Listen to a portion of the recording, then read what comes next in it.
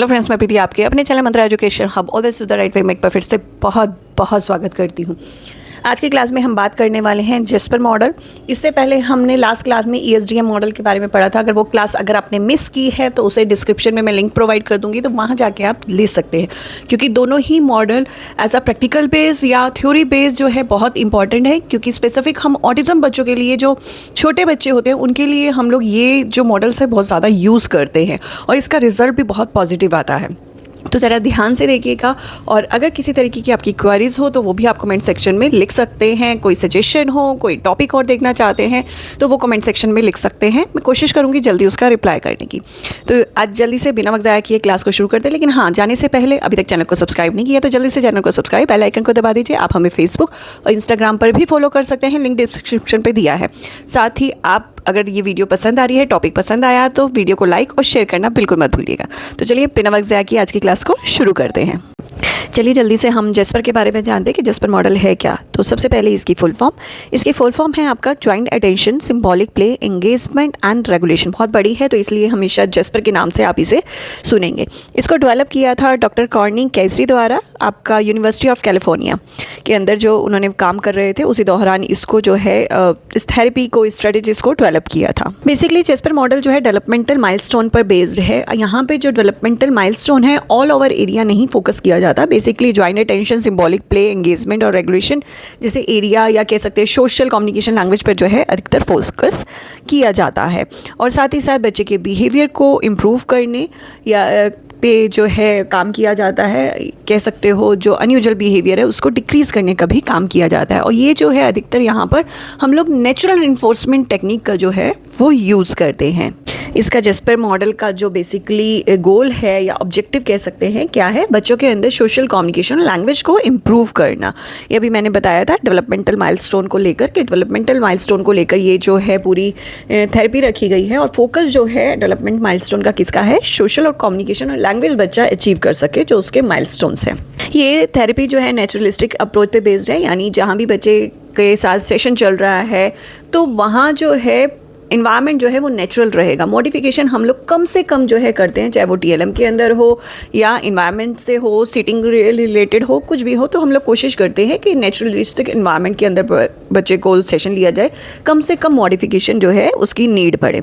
और 1-to-1 session लिया जाता है। यहाँ पे ग्रुप टीचिंग जो है वो नहीं होती है। बेसिकली यहाँ पे जो सेशन ले रहा है वो और बच्चा, और अगर हमें सोशल इम्प्रूव करना है तो कहाँ पे जो है पेरेंट्स के साथ, उनके रिलेटिव्स के साथ जो है हमें केयर गिवर के साथ जो है रिलेशन बिल्ड करना है, तो हम लोग इस सेशन के अंदर उनको जो है इन्वॉल्व करते हैं। कभी भी हम जब बच्चों के साथ काम करते हैं तो हम लोग इंडिविजुअल काम नहीं करते हैं, हमेशा हम एक टीम बनाकर काम करते हैं। जो बच्चे की नीड है उस नीड के अकॉर्डिंग जो है हम लोग टीम बनाते हैं। तो कह सकते हैं हम लोग इसके अंदर मल्टीडिसिप्लिनरी अप्रोच का यूज़ करते हैं, जिसके अंदर हमारे स्पीच लैंग्वेज पैथोलॉजी जो है वो जो है इन्वॉल्व होते हैं, स्पीच थेरेपिस्ट इन्वॉल्व होते हैं, आपका स्पेशल एजुकेटर इन्वॉल्व होते हैं, क्लिनिकल साइकोलॉजिस्ट जो है वो इन्वॉल्व होते हैं। बाकी जैसे बच्चे की नीड रहती है उसके अकॉर्डिंग जो है टीम जो है बनाई जाती है। नेक्स्ट देखते हैं कि ये किस पे अप्लाई किया जाता है। तो डेफिनेटली ऑटिज्म बच्चों पे अप्लाई किया जाता है, क्योंकि ऑटिज्म बच्चों के लिए हम स्टार्टिंग से बात कर रहे हैं।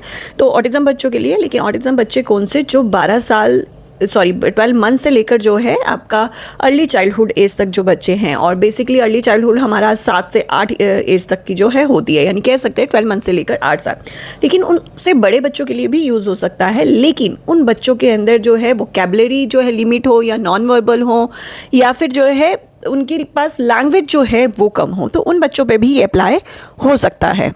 इसके अलावा अदर कोई डेवलपमेंट डिले है तो डेवलपमेंटल डिसऑर्डर है, उन पे भी हम लोग अप्लाई कर सकते हैं। लेकिन वो भी बच्चे ऐसे होने चाहिए जो स्ट्रगल कर रहे हो ज्वाइंट अटेंशन के अंदर, सोशल कम्युनिकेशन के अंदर, इमोशनल या बिहेवियर रेगुलेशन के अंदर जो है, या सिंबॉलिक प्ले के अंदर वो स्ट्रगल कर रहे हो, यानी लैकिंग हो उसकी, तो हम उन बच्चों पे भी ये जेस्पर मॉडल जो है अप्लाई कर सकते हैं।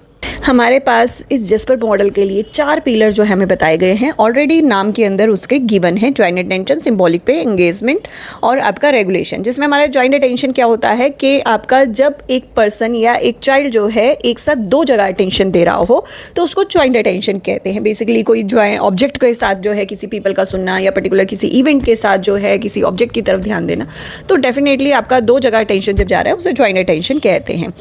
तो नेक्स्ट है हमारा सिंबॉलिक प्ले। सिंबॉलिक प्ले क्या है, पर्टिकुलर किसी चीज़ को इमेजिन करके जो है कुछ और खेलना। लाइक एग्जांपल के तौर पर यहाँ पर जो है बता रखा है ब्लॉक के साथ बिल्डिंग बनाना या गन्स बनाना ब्लॉक के साथ, या बेसिकली हम लोग बहुत ज़्यादा यूज़ करते हैं हाथ को जो है प्लेन बनाना, तो वो भी आपका एक सिंबॉलिक प्ले का ही पार्ट है। उसके बाद नेक्स्ट आते हैं, हमारा तीसरा जो पिलर है वो है इंगेजमेंट। तो हमारे जो एएसडी बच्चे होते हैं जो आपका अकेले खेलना अधिकतर जो है वो पसंद करते हैं, तो उनका इंगेजमेंट बनाना पर्टिकुलर किसी एक्टिविटीज़ के अंदर किसी पर्सन के साथ बात करते हुए, तो इंगेजमेंट को जो है इंक्रीज़ करना। नेक्स्ट आता है रेगुलेशन। रेगुलेशन के अंदर हम लोग क्या फोकस करते हैं, बच्चे को जो है अपने इमोशंस को कंट्रोल करना और जो काम वो कर रहा है वो उसे पूरा कर सके, उसे ख़त्म कर सके। ये 4 जो पिलर हैं या कंपोनेंट कह सकते हैं इसके थेरेपी के, तो पूरी थेरेपी इन्हीं 4 जो है कंपोनेंट या पिलर पर बेस्ड है। ये हमें गोल जो है हम लोग इन्हीं को गोल बनाकर जो है अचीव करने की कोशिश करते हैं, बच्चों में इम्प्रूवमेंट लाने की कोशिश करते हैं।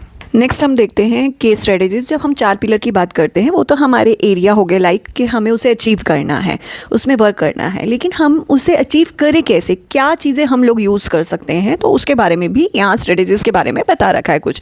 तो सबसे पहले हम कभी भी सेशन लेना शुरू करते हैं तो सबसे पहला हमारा आता है इन्वायरमेंटल अरेंजमेंट। हमारा इन्वायरमेंट कैसा होना चाहिए, तो यहाँ पे सबसे पहला तो डिस्ट्रैक्शन फ्री हमारे पास जो है इन्वायरमेंट होना चाहिए। हमारा जो सिटिंग अरेंजमेंट है वो जो है मेंटेन होना चाहिए या कह सकते हैं कंफर्टेबल होना चाहिए। इसके अलावा जो हम लोग सीटिंग भी कर रहे हैं कंफर्टेबल हो, बैरियर ना हो सेशंस लेते वक्त, मतलब आपका थेरेपिस्ट और बच्चे के अंदर, तो वो चीज़ ध्यान रखनी है। साथ ही साथ इन्वायरमेंट का ध्यान करते हुए हम लोग टॉय तो रखेंगे, बट टॉय ऐसे नहीं हो जो हमारे एरिया से अलग भाग रहे हों, या फिर टीएलएम जो है ऐसे ना हो जो हमारे जो है अचीव ना कर रहा हो हमारा एरिया। हमारा टीएलएम हमेशा बेसिकली वही उस रूम में होना चाहिए जो बच्चे को इंगेज कर सके और साथ ही साथ हमारे जो बच्चे के माइलस्टोन है उसको अचीव करने का काम कर सके, या हमारे कह सकते हो जो गोल है उसको अचीव करने का काम कर सके। तो ये चीज़ों को दिमाग में रखते हुए जो है हमें इन्वायरमेंटल अरेंजमेंट करनी होती है। नेक्स्ट हम लोग जो है इमिटेशन और मॉडलिंग प्ले कर सकते हैं। बच्चा जब कोई नया टॉय जो है ले रहा है, उसे वो स्किल नहीं आती है, वो टॉय समझ में नहीं आ रहा है, तो हम लोग उस एक्टिविटी को कर पूरा दिखा सकते हैं। छोटे छोटे स्टेप्स में हम बच्चे को रिपीट करा सकते हैं, इससे बच्चे का इंटरेस्ट भी आता है उस एक्टिविटी को करने में। अच्छा, वो सामने वाला ऐसे कर रहा है, मुझे भी ऐसे करना है। तो बेसिकली ये बहुत ही कॉमन टेक्निक्स है, हम एबीए के दौरान भी इन्हीं टेक्निक को फॉलो करते हैं। नेक्स्ट स्टेप आता है हमारा स्ट्रेटेजीज आती है establish and expanded play routine. तो सबसे पहले तो हमें एक रूटीन जो है वो बनाना होता है कि बच्चा रोज़ ये एक्टिविटी करेगा अपने पार्टनर्स के साथ या अपने पेरेंट्स के साथ या अपने थेरेपिस्ट के साथ। तो एक जो है रूटीन जो है हम लोग बना कर रखते हैं और उसी को एक्सपेंड करते जाते हैं, या कह सकते हो उसी के अंदर कुछ ऐड हम लोग करते रहते हैं। तो जिससे क्या होता है, बच्चा एक रूटीन उसका सेट होता है और साथ ही उसके अंदर जब कोई चीज़ नहीं आती है, ऐड होती है, तो वो जो है उसको धीरे धीरे एक्सेप्ट करना भी शुरू कर देता है। साथ ही साथ जो है प्ले के द्वारा हम लोग बच्चे को ये चीज़ें सारी जो है खिलाते हैं, या कह सकते हैं बच्चे का जो है अपने गोल जो है अचीव करते हैं। नेक्स्ट स्ट्रेटेजीज है कम्युनिकेशन स्ट्रेटेजीज। जो बच्चे नॉन वर्बल हैं, पूरी तरीके से नहीं बोल पा रहे हैं, तो उनके लिए हम एएसी का जो है ये यूज़ कर सकते हैं। नेक्स्ट है हमारा प्रोग्रामिंग। जब भी हम लोग किसी गोल पे काम कर रहे हैं तो बच्चों को एक सिस्टमेटिक जो है प्रोग्रामिंग हमें बनानी है, बच्चे को प्रोवाइड करना है वो सिस्टमेटिक प्रोग्रामिंग, ताकि बच्चे जो है अपने गोल को ईजिली अचीव कर सके। और साथ ही साथ इसमें जब हम प्लानिंग कर रहे हैं तो उसके अंदर हमें ऐड करना है कि बच्चे को ज़्यादा से ज़्यादा अपॉर्चुनिटीज़ जो है वो मिले अपने कोई भी एक्टिविटीज़ को करने की। ऐसे ना हो कि बच्चे को हमने एक एक्टिविटी प्रोवाइड कर दी और वो एक बार कर रहा है, 2 बार कर रहा है, देन आपने उसको करा दी। ऐसे नहीं, हमें जो भी हमारा टारगेट है उसके लिए बच्चे को ज़्यादा से ज़्यादा अपॉर्चुनिटी देना, ताकि वो एक्टिविटी को करे, वो पूरी तरीके से इन्वॉल्व हो सके उस प्रैक्टिस में।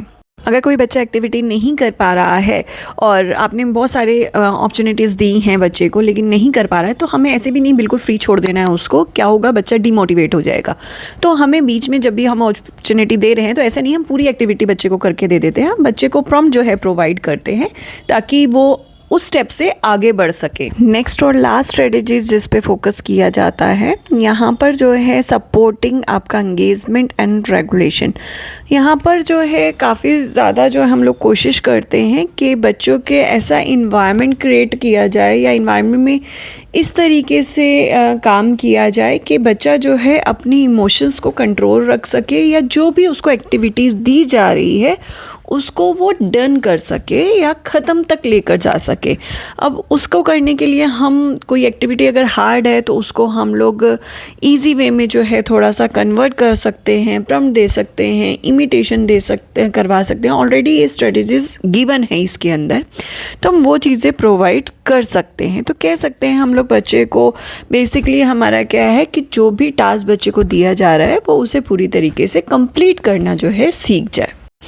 यहाँ पे ये मॉडल ख़त्म होता है। उम्मीद करती हूँ कि आपको जस्पर मॉडल जो है समझ में आया होगा और ESDM और आपका जस्पर में क्या डिफरेंस है वो समझ में आया होगा, क्योंकि कोई भी अगर आप मॉडल यूज़ करते हैं तो आपको ये पता होना चाहिए कब हमें कौन सा मॉडल अप्लाई करना है। तो जब तक आपको पूरी तरीके से मॉडल समझ में आए और सभी मॉडल्स के अंदर या टेक्निक्स के अंदर या कह सकते हैं अप्रोचेस के अंदर डिफरेंस जब तक नहीं समझ में आएगा तब तक आप जो है कब कहाँ अप्लाई करना है, कौन सा मॉडल अप्लाई करना है, तो वो आप नहीं कर पाएंगे। और साथ ही साथ रिज़ल्ट भी तभी आता है जब सही टाइम पे सही टेक्निक का यूज़ किया जाए। ये मैं बार बार कहती हूँ। तो इसलिए किसी तरीके भी क्वेरीज़ हो या कोई भी आपके मन में सवाल हो तो आप कमेंट सेक्शन में लिख सकते हैं। तो आज के लिए बस इतना ही। नेक्स्ट टाइम नए टॉपिक के साथ जल्दी हाजिर होंगी। टॉपिक का कुछ सजेशन जो है आप कमेंट सेक्शन में लिख सकते हैं। तो आज के लिए बस इतना ही। एक बार फिर से हाजिर होंगे एक नए टॉपिक के साथ, एक नई अपडेट के साथ। नमस्ते, शुक्रिया। जाने से पहले लाइक और शेयर ज़रूर कर दीजिएगा।